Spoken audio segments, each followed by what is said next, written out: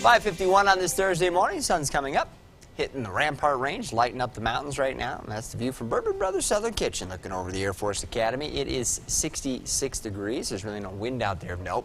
Like yesterday, first half of the day should be spent mostly sunny. By lunchtime, clouds will start building over the mountains, and the Skycast suggests the first showers will be underway, though we wouldn't expect anything terribly strong at that point. And most of the stronger thunderstorms today are going to be found on the other side of the Continental Divide, where some heavy rain is likely. Locally, I think we'll just be happy to buy a few weak thunderstorms that can cool us off. We'll be in the 90s and 100s at lower elevations, 70s and 80s up high. And you could pick up some brief rainfall with any cells that drift across the area here through the evening, and most of these are probably going to be over the mountain areas. But again, we're not expecting anything terribly strong. We're not expecting a ton of heavy rain anywhere today, and this stuff is going to be pretty hit and miss. It'll wind down overnight tonight. Looks like another pretty warm night. It may be a little breezy in spots as a weak cold front approaches the area.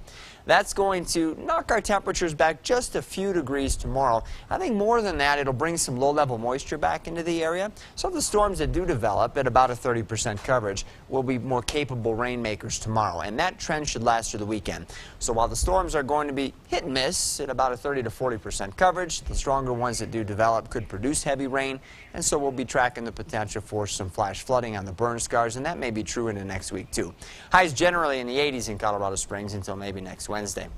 Pueblo looking for 90s through Saturday, but again lower 90s, so we'll start to take the edge off the heat a little. Storms will pick up in coverage and intensity, though we're still talking maybe only a 20% coverage, so we can't promise you daily rainfall. Storms will be out there. If one drifts overhead, yeah, it could produce some pretty heavy rain. Canyon City, again, the storms today probably not going to pack a lot of punch. Starting tomorrow, better chances for some heavier rain.